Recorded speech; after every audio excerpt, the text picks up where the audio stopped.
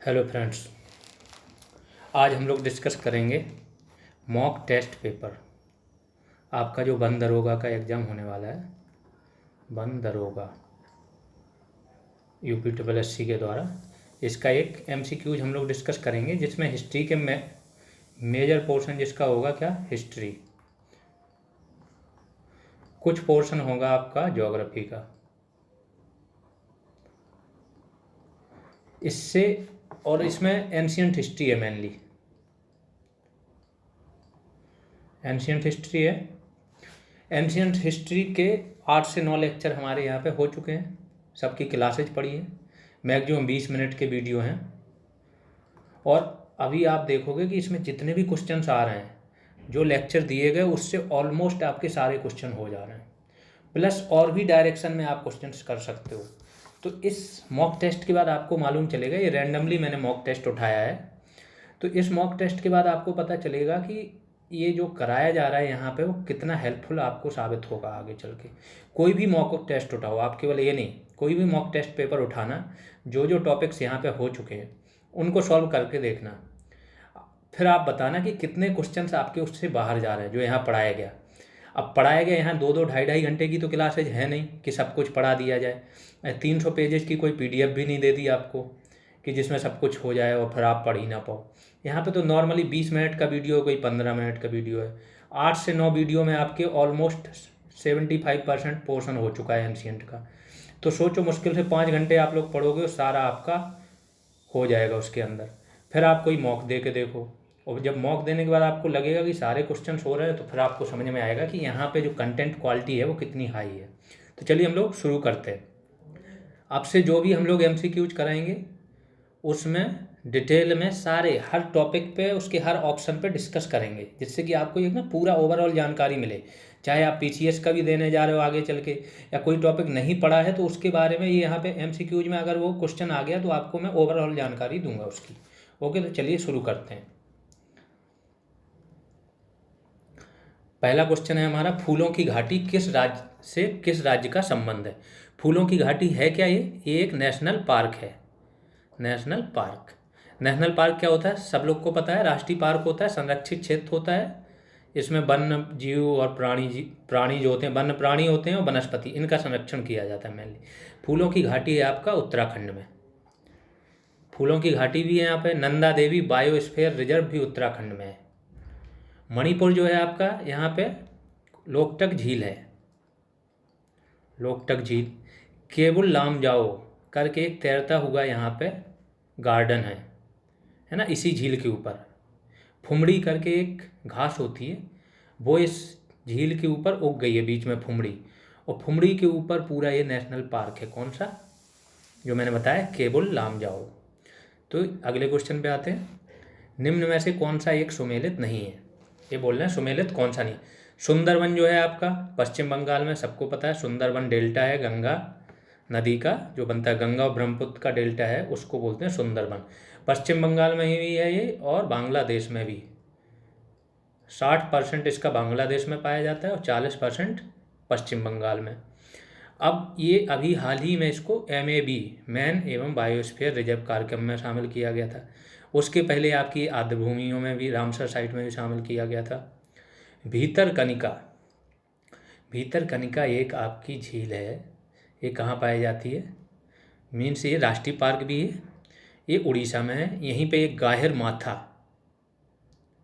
गाहिर माथा करके भी आपका पाया जाता है। जो भी राष्ट्रीय पार्क है आपका, संरक्षित क्षेत्र है, भीतरकनिका और गाहिर माथा।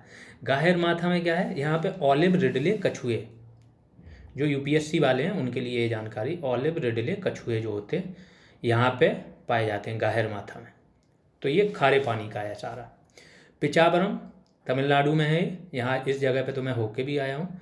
यहाँ पे मैंग्रोव वृक्ष पाए जाते हैं। पिचावरम आप लोग देखोगे मैंग्रोव हेतु फेमस है। और इस बार तमिलनाडु की सबसे ज़्यादा आर्द्र भूमियाँ किसकी शामिल हुई हैं? तमिलनाडु की। ठीक है, तो सबसे ज़्यादा रामसर साइट तमिलनाडु की शामिल हुई, उसमें पिचावरम भी है एक।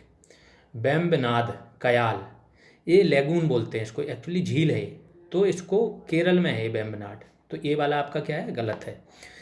और केरल में जो झील होती है उसको बोलते हैं कयाल। तो ये क्वेश्चन हो गया। अगले पे आते हैं।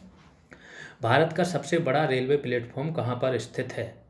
ये तो फैक्चुअल क्वेश्चन है, सबको जानकारी होगी, गोरखपुर।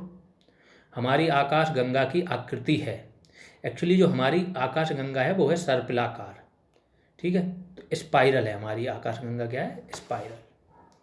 अगले उस पे आते हैं।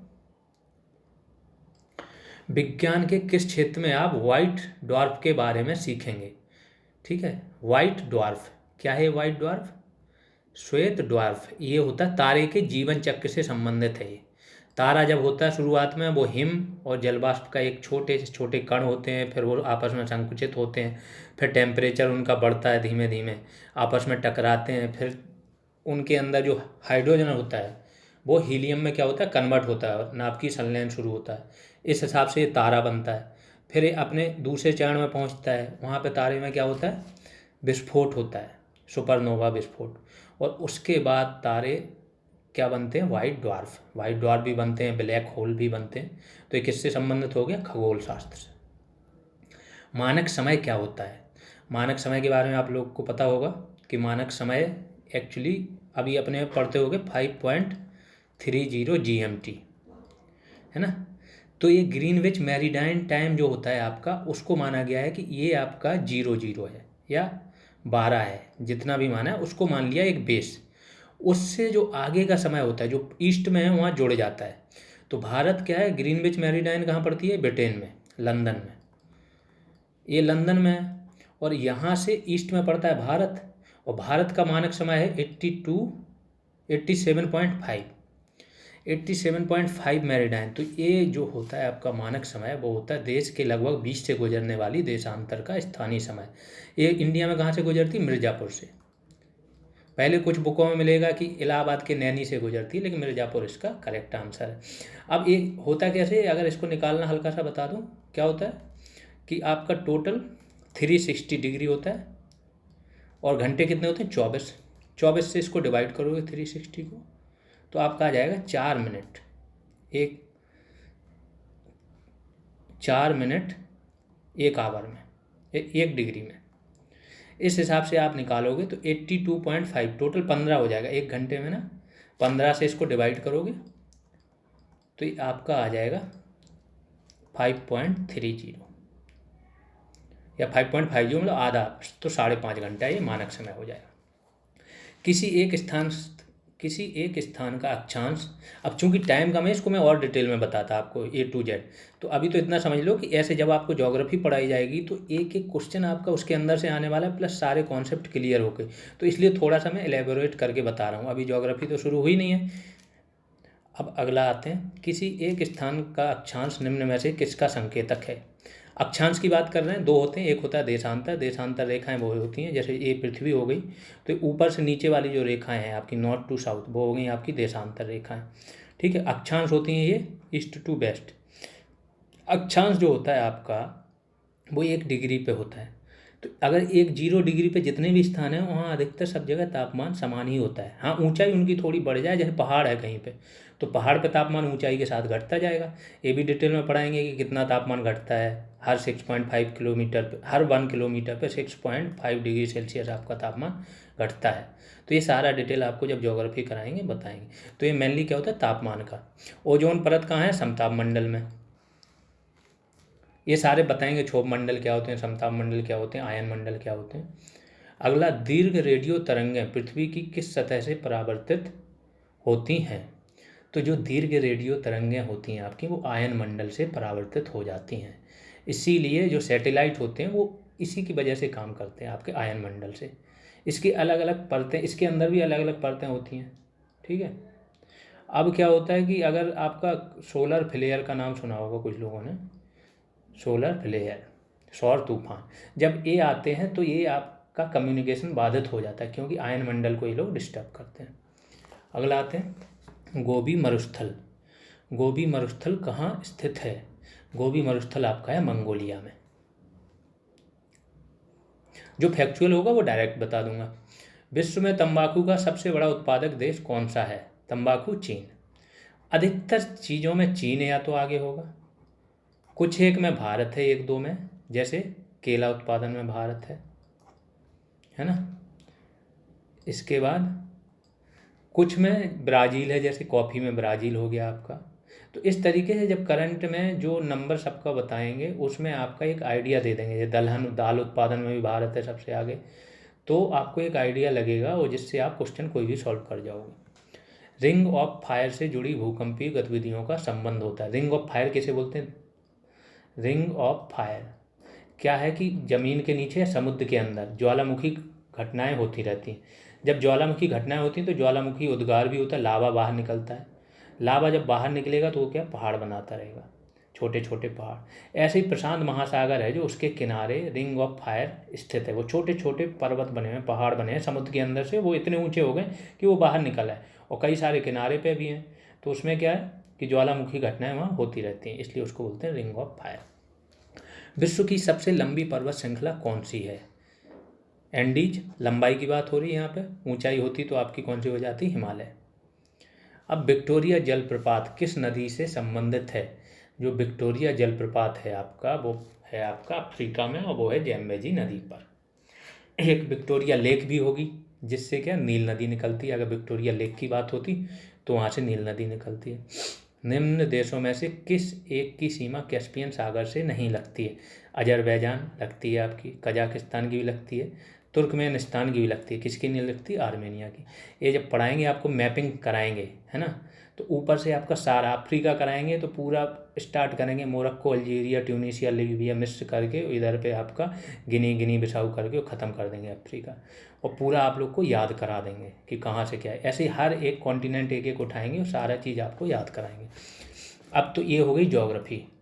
ज्योग्राफी का आपको आइडिया लग गया होगा कैसे क्वेश्चन आते हैं, लेवल क्या होता है बंदर होगा में।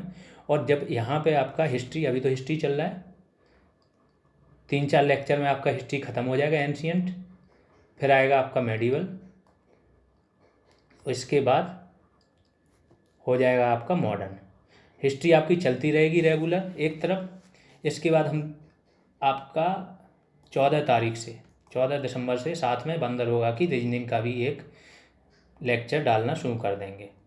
तो 14 तारीख से आपका हिस्ट्री प्लस ये, और जैसे हिस्ट्री ख़त्म होगी हम लोग पॉलिटी पे आ जाएंगे क्योंकि ये दोनों हैं मेजर टॉपिक, और फिर आ जाएंगे ज्योग्राफी पे। इकोनॉमी में तो केवल मेन कॉन्सेप्ट और उसका बजट और इकोनॉमिक सर्वे, इससे आ जाते हैं तो वो मेन चीज़ें करा देंगे।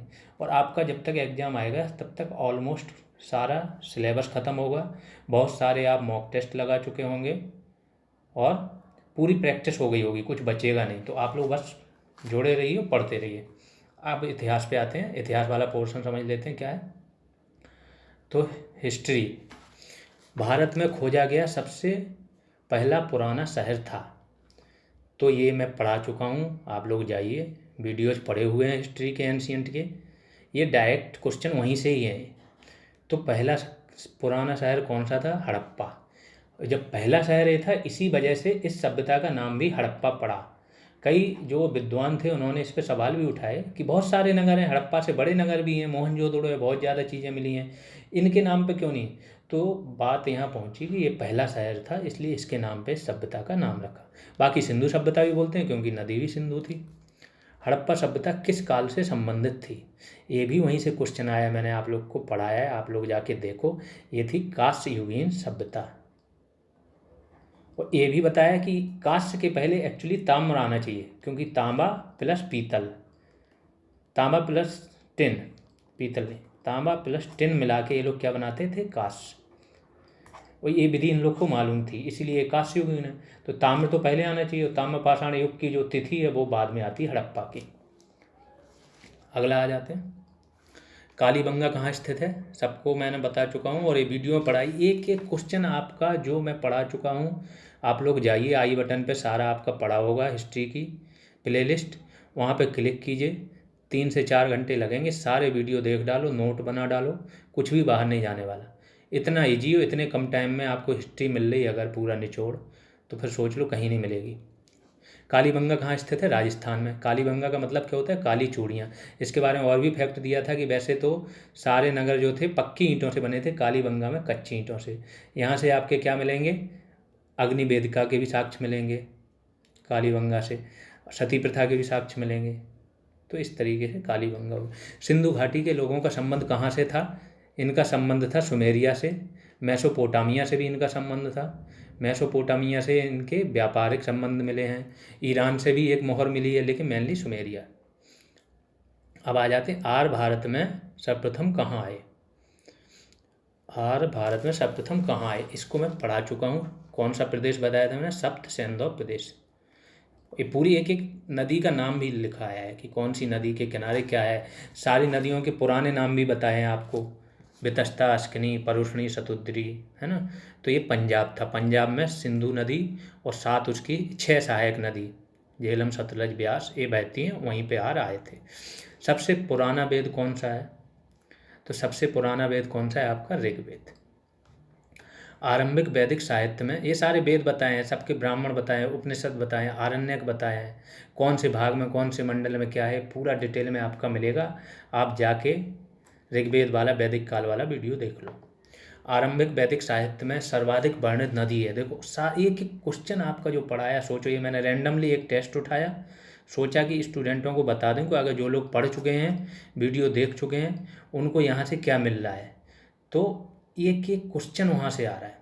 आरंभिक वैदिक साहित्य में सर्वाधिक वर्णित नदी कौन सी है, इसकी बात हुई, सिंधु का सबसे ज़्यादा जिक्र हुआ है। सरस्वती सबसे पवित्र नदी थी। उपनिषद पुस्तकें हैं किस पे आधारित, ये भी बात की है कि सबसे पहले आपके वेद आएंगे, वेदों के बाद कर्मकांड वाले ब्राह्मण आएंगे, फिर लास्ट में आएगा आपका उपनिषद जो दर्शन पे आधारित होंगे। अगले क्वेश्चन पे आते हैं, बुद्ध को ज्ञान की प्राप्ति कहाँ हुई है। ये तो फैक्चुअल क्वेश्चन, सबको पता है। बोध गया में क्या होगा, ज्ञान की प्राप्ति होगी। लुम्बिनी में इनका जन्म होगा बुद्ध का। पाटलिपुत्र में क्या होगी, इनकी तृतीय संगीति होगी, बौद्ध की संगीति मृत्यु के बाद। राजगृह में प्रथम संगीति होगी। अब बोध गया इसका नाम से ही है, ज्ञान, बोध मतलब क्या होता है, ज्ञान। तो बुद्ध को ज्ञान की प्राप्ति कहाँ हुई, बोध गया। इसी वजह से इनका नाम भी बोध गया पड़ा इस स्थान का। निम्न स्थानों में से किस स्थान पर महावीर का महानिर्वाण हुआ, महावीर स्वामी का महानिर्वाण। अब ये ध्यान रखना है यहाँ पे, जब बौद्ध और जैन धर्म, अगले 2-3 वीडियो उसी के आने वाले हैं, इतनी डिटेल में आएंगे कि बौद्ध और जैन धर्म पर कुछ भी नहीं छूटेगा आपका, ठीक है। और बौद्ध धर्म का ये पूछा है कि महावीर स्वामी मतलब जैन धर्म से संबंधित है, इनकी महानिर्वाण का मतलब होता है मृत्यु। तो इनकी मृत्यु हुई थी पावापुरी में। और जो आपके बुद्ध थे, भगवान बुद्ध, उनकी मृत्यु हुई थी कुशीनगर में। कुशीनगर को अभी इंटरनेशनल एयरपोर्ट भी बना दिया है यूपी गवर्नमेंट ने, ठीक है। और जो बुद्ध थे, भगवान बुद्ध थे, उन्होंने पावापुरी में क्या किया था, शाक सूदन, कुछ खाना खाया था जिससे वो बीमार पड़ गए थे और कुशीनगर में उनकी मृत्यु हो गई थी। लेकिन महावीर स्वामी की मृत्यु पावापुरी में हुई थी। जैन धर्म में पूर्ण ज्ञान के लिए क्या शब्द है, तो जिन, अरहत, कैवल्य, ये सारे आपके जैन धर्म से संबंधित हैं। जब जैन धर्म आपको कराया जाएगा तो आपको पता चल जाएगा। कैवल्य जो है आपका पूर्ण ज्ञान, जब आदमी को सारा ज्ञान प्राप्त हो जाए तो उसको कैवल्य बोलने लगते हैं। निम्न में से कौन सा एक त्रिपिटक का अंग नहीं था। देखो सारी चीज़ें आपकी A to Z वहीं से आने वाली हैं। ये मैंने डिटेल में कराऊंगा, अभी जब मैं कराऊंगा आपका, तो 3 पिटक थे, विनय पिटक, सूत्र पिटक, अभिधम्म पिटक। विनय पिटक में क्या है आपका, आपके नियम, आचार नियम है। ये किसने की थी रचना इसकी, उपाली ने। इसकी कौन करेगा, आनंद। सूत्र पिटक, यहाँ बुद्ध की शिक्षाएं हैं। अभिधम्म पिटक क्या है आपका, अभिधम्म पिटक आपके दर्शन पर आधारित है। तो ये तीनों हो गए। झेलम नदी के किनारे प्रसिद्ध वितस्ता का युद्ध किन किन शासकों के बीच लड़ा गया था। आप जाइए यहाँ पे देखिए कि क्या है, जो आपका सिकंदर वाला, मौर्य वाला टॉपिक है, मौर्य के जस्ट पहले का आपको उसमें मिलेगा वितस्ता या हाइडे स्पीच। हाइडे स्पीच का युद्ध बोला जाता है इसको। तो ये कहाँ, किस नदी के, किस किस के बीच में हुआ था, पोरस और सिकंदर के बीच में। ये A to Z सारी चीज़ें आपकी नोट से आ रही हैं। अगर टाइम की कमी से कोई फैक्ट रह भी गया होगा तो यहाँ से आप उसको नोट कर लेना। अगले क्वेश्चन पे आते हैं। भारत में सिकंदर की सफलता का कारण क्या था। पूछ रहा है कि सिकंदर भारत में सफल, एक्चुअली सिकंदर आया था 326 BC के आसपास। 326 BC के आसपास आएगा। घनानंद का शासन था, लेकिन घनानंद का शासन कहाँ था, केंद्रीकृत, मगध। मगध मतलब पटना, पटना के आसपास और दूर दराज तक तो था।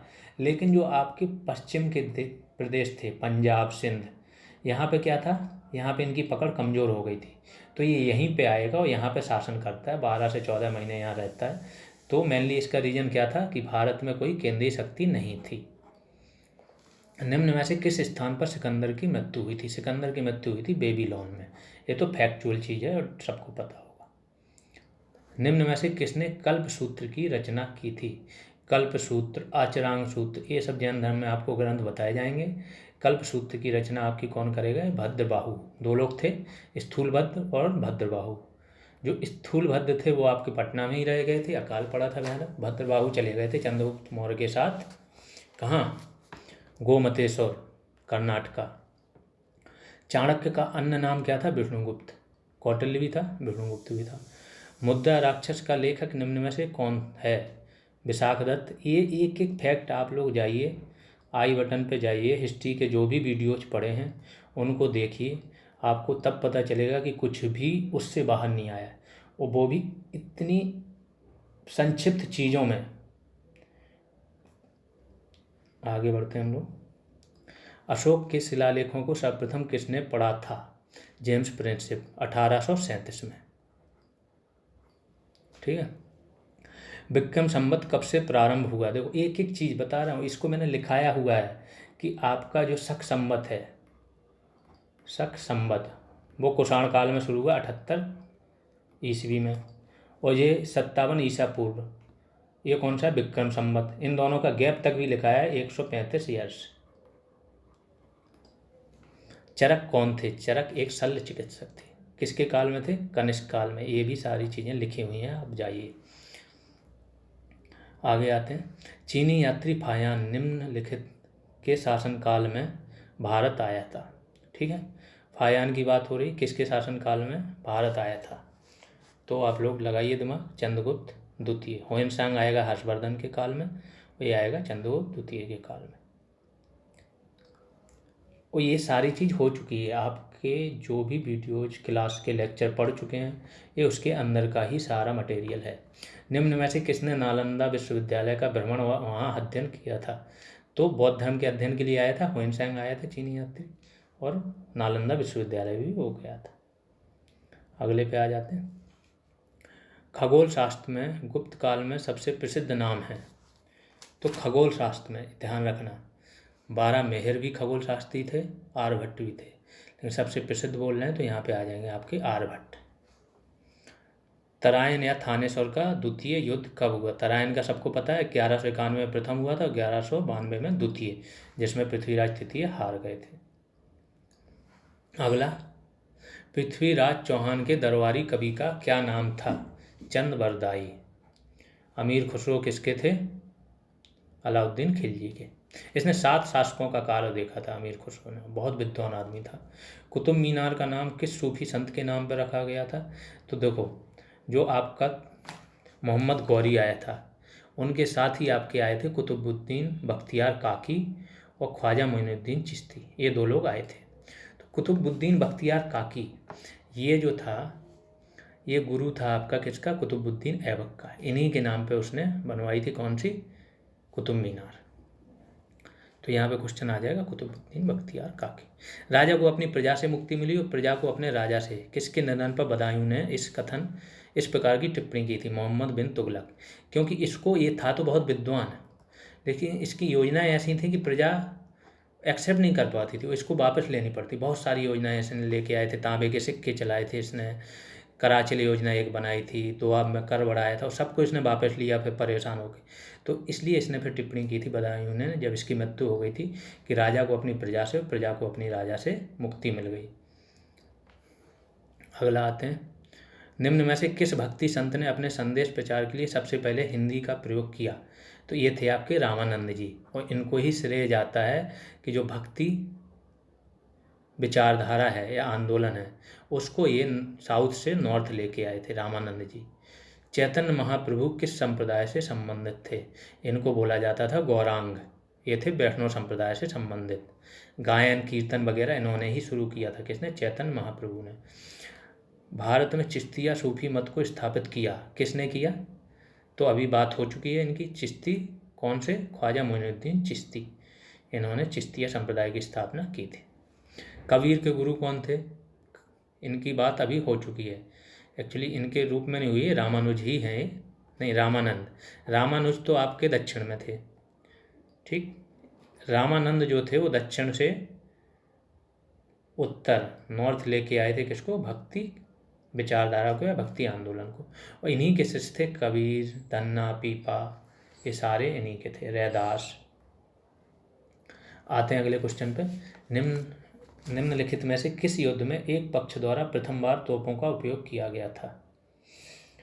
तो इसकी बात हमारी पहले भी हुई है कि एक पक्ष द्वारा तोपों का उपयोग किसने किया था। तो ये तोप लेके बाबर आया था यहाँ पे, सीधी सी बात है, समझ लो। पानीपत का युद्ध हुआ था बाबर और इब्राहिम लोदी के बीच में, और उसमें उसने तोपों का उपयोग किया था। जब मेडिवल हम लोग कराएंगे, एक भी क्वेश्चन मेडिवल का भी आपको यहाँ से बाहर नहीं जाएगा। किसी भी मॉक टेस्ट को दे लीजिएगा आप, किसी भी प्रीवियस ईयर पेपर को उठा लीजिएगा, और इतने कम शब्दों में, इतने कम मटेरियल में कराएंगे कि आप बड़े आसानी से कम टाइम में कर पाओ। मुगल काल में सेना का प्रधान निम्न में से कौन था? मीर बख्शी, सेना के प्रधान को बोला जाता था मीर बख्शी। ये सारी टर्मिनोलॉजी आपकी कराई जाएगी मुगल काल में। शेरशाह सूरी का मकबरा कहाँ था? सासाराम में, सबको पता है। हुमायूं और शेरशाह के बीच चौसा का युद्ध कब हुआ था? 1539 में। 1540 में क्या होगा? बिलग्राम का युद्ध होगा कन्नौज के पास, और वो हार जाएगा तो हुमायूं कहाँ भाग जाएगा, इंडिया छोड़ के। अंग्रेजों ने अपनी प्रथम फैक्ट्री कहाँ पर स्थापित की थी? मछलीपट्टनम, इसको मसूलीपट्टनम बोला जाता है मेनली। तो यहाँ पर अंग्रेज, फिर दूसरी सूरत में लगाएंगे अंग्रेज। रैयतवाड़ी प्रथा प्रारंभ की थी, किसने की थी रैयतवाड़ी? टॉमस मुनरो ने। और मार्टिन बर्ड ने क्या की थी? महालबारी इसने की थी। टॉमस मुनरो कहाँ थे? ये थे गवर्नर, और इन्होंने कैप्टन रीड की सहायता से तमिलनाडु के बारामहल क्षेत्र में प्रायोगिक तौर पे शुरू की थी, फिर तमिलनाडु में पूरे में लागू किया था। एक थे एल्फिंस्टन, उन्होंने कहा मुंबई में की थी, एल्फिंस्टन। कुछ साल पहले, आज से 2-3 साल पहले, एल्फिंस्टन नामक ब्रिज टूट गया था मुंबई में, 100 से ज़्यादा लोग मारे गए थे, तो उन्हीं के नाम पे था एल्फिंस्टन। सहायक संधि के सिद्धांत का किससे संबंध था? सहायक संधि के बारे में पूछे। एक्चुअली सहायक संधि की शुरुआत वैसे मानी तो जाती है, आपका जो फ्रांसीसी गवर्नर था डुप्ले, उसने शुरू की थी, फिर आगे भी बढ़ी, लेकिन मेनली बेलेजली के समय में ये फेमस थी, क्योंकि उसने हैदराबाद, मैसूर, तंजौर, बहुत सारे राज्यों को सहायक संधि के द्वारा विलय, तो मेनली फेमस था बेलेजली। टीपू सुल्तान की राजधानी श्रीरंगपट्टनम, श्रीरंगम है ना, और यहीं पे आखिरी युद्ध लड़ते लड़ते मारा जाएगा। भारत में कब मारा जाएगा? 1799 में, चौथा मैसूर युद्ध होगा। ये एक एक चीज़ मॉडर्न कराएंगे। प्रथम मैसूर युद्ध कब से कब तक, द्वितीय मैसूर युद्ध किस किस के बीच में हुआ, क्या हुआ, तृतीय मैसूर युद्ध 90 से 92, द्वितीय मैसूर युद्ध होगा आपका 80 से 84, कहाँ हुआ, कौन जीता, कौन हारा, किसके समय में, सारी चीज़ डिटेल, कौन सी संधि हुई, कहाँ रंगपट्टनम की हुई, कहाँ पौंडीचेरी की हुई। अब आ जाते हैं भारत में अंग्रेजों के समय में प्रथम जनगणना। अंग्रेजों के समय में प्रथम जनगणना की बात हो रही है, तो किसके काल में हुई थी? पहली जनगणना हुई थी 1872 में, लॉर्ड मेयो के काल में। ये एक्चुअली पूर्ण जनगणना नहीं थी, सीमित थी। तो जो प्रथम, जिसको बोलते हैं ना प्रथम सही वाली जनगणना, वो हुई थी 1881 में, लॉर्ड रिपन के कार्यकाल में। तो जब प्रथम पूछ ले और कुछ और ना दिया जाए तो उसमें मेयो आ जाएंगे, और जब प्रथम के साथ साथ बोले जाएगा प्रथम जनगणना जो पूरी तरह से हुई थी, वो हुई थी रिपन के कार्यकाल। अब आते हैं भारत में प्रथम रेल लाइन का निर्माण कहाँ हुआ था? तो भारत में प्रथम रेल लाइन का निर्माण हुआ था बॉम्बे टू ठाणे के बीच में। द्वितीय का पूछे तो कोलकाता टू रानीगंज। क्यों हुआ था यहाँ पर? रानीगंज आपकी खदान थी, यहाँ से उनको मिनरल्स चाहिए थे, इसलिए रानीगंज में हुआ था। लौह अयस्क के यहाँ से था, तो रेलवे के निर्माण के लिए ही इनको क्या था? लौह अयस्क चाहिए था। लौह अयस्क चाहिए तो इन्होंने दूसरी रेलवे लाइन यहाँ के लिए बिछाई। तो इस MCQs वाले टॉपिक में इतना ही। मुझे लगता है वीडियो काफ़ी लंबा हो गया, लेकिन आप लोग देखिए इसको पूरा। इससे इतने सारे केवल आपके क्वेश्चन नहीं सॉल्व हो रहे हैं, इससे उस टॉपिक के बारे में सारी ओवरऑल आपको जानकारी मिल जाएगी। चैनल को सब्सक्राइब कीजिए, प्लस इस वीडियो को देखने के बाद आप वीडियोज़ पे जाइए, जिन लोगों ने नहीं देखे, देखने के बाद अपना रिस्पॉन्स बताइए, फिर आपको पता लगेगा कि हाँ चैनल तो बहुत सारे यूट्यूब पे, बट जो कंटेंट क्वालिटी है, क्वालिफाइड भी बहुत सारे बता रहे होंगे, लेकिन जो कंटेंट क्वालिटी है यहाँ पे क्या अंतर है और क्यों आपको यहाँ पे रह के पढ़ना चाहिए। तो अभी के लिए इतना ही, थैंक यू।